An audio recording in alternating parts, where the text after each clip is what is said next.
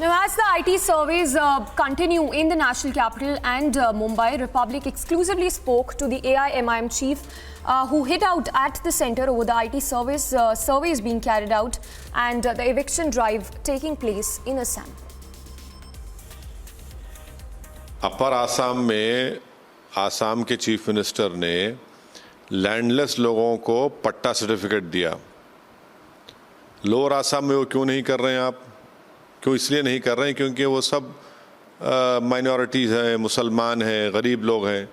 अपर आसाम में दे दिया आपने, यहाँ पर क्यों नहीं कर रहे हैं आप? नहीं, बट ऐसा कम्युनल नहीं, बिल्कुल है। इसलिए कि अपर आसाम में जब आप लैंडलेस लोगों को पट्टा सर्टिफिकेट दे रहे हैं तो वही पॉलिसी को आप लोअर आसाम में इम्प्लीमेंट क्यों नहीं कर रहे हैं? मेरा सवाल आसाम की बीजेपी सरकार से है, इनकंसिस्टेंट पॉलिसी कैसा होगी आपकी है? जब लैंडलेस पोर को आप अपर आसाम में दे रहे हैं तो लोअर आसाम में भी दीजिए ना। उनको आप बेघर कर दे रहे हैं, उनको आप रोड पे ला ले रहे हैं, उन फैमिलीज़ के साथ वो लोग परेशान हैं। लेकिन सर वहाँ पे सरकार का यही कहना है कि जो इलीगली रह रहे हैं उनका ही एविक्शन, वहाँ वही लोकेलिटी का एविक्शन ड्राइव हो रहा है। ऐसा कोई कास्ट को देख के ऐसा कुछ नहीं, बिल्कुल हो रहा है। डिलिबरेट एक्शन किया जा रहा है, बायस्ड एटीट्यूड है ये, इसमें कोई डिनाई नहीं कर सकता। और अगर आप नहीं हैं तो आप उनको पट्टा सर्टिफिकेट दीजिए, जैसा आपने अपर आसाम में दिया। यहाँ पर क्यों नहीं देना चाह रहे आप? सर अभी हाल में हमने देखा कि बीबीसी डॉक्यूमेंट्री जो कहीं सोशल मीडिया से टेक डाउन की गई थी, निकाल दी गई थी, अब आईटी सर्वे हो रहा है बीबीसी ऑफिस में दिल्ली में और मुंबई में। आप इसको किस तरह से देखते हैं?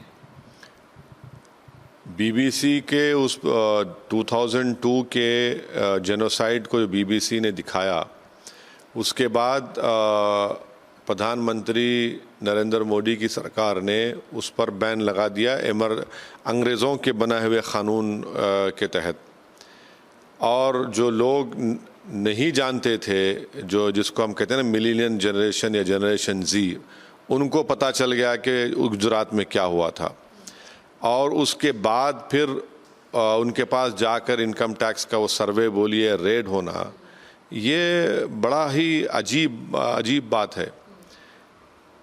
क्या अगर वो वीडियो नहीं जारी करते गुजरात के बारे में तो क्या ये सर्वे होता क्या, या ये रेड होता क्या? ये क्वेश्चन हम सरकार से पूछना चाह रहे हैं। लेकिन आप सरकार पे सवाल उठाए, आप सेंट्रल गवर्नमेंट पे सवाल उठा रहे हैं, लेकिन सेंट्रल गवर्नमेंट के मंत्रियों का यही कहना है कि वो टैक्सेशन रिलेटेड इश्यूज है और इसीलिए बस उन आईटी ऑफिशियल्स जो है वो उनका सर्वे कर रहे हैं, उनका काम कर रहे हैं। वो डॉक्यूमेंट्री और उसके साथ कोई लिंक नहीं है। एलआईसी और एसबीआई ने काफ़ी इन्वेस्टमेंट किया एक बहुत बड़े इंडस्ट्रियलिस्ट के उसमें, और उनकी 40% वेल्थ एक शॉर्ट सेलर हाइडेनबर्ग की रिपोर्ट के बाद वाइप आउट हो गई। तो फिर क्या उस पर आप कुछ नहीं बोलेंगे? उस पर आप कुछ नहीं रिएक्ट करेंगे सरकार? ये भी तो क्वेश्चन उठता है ना, जब आप ही कह रहे हैं कि उनके बीबीसी की ये देखना था, वो देखना था।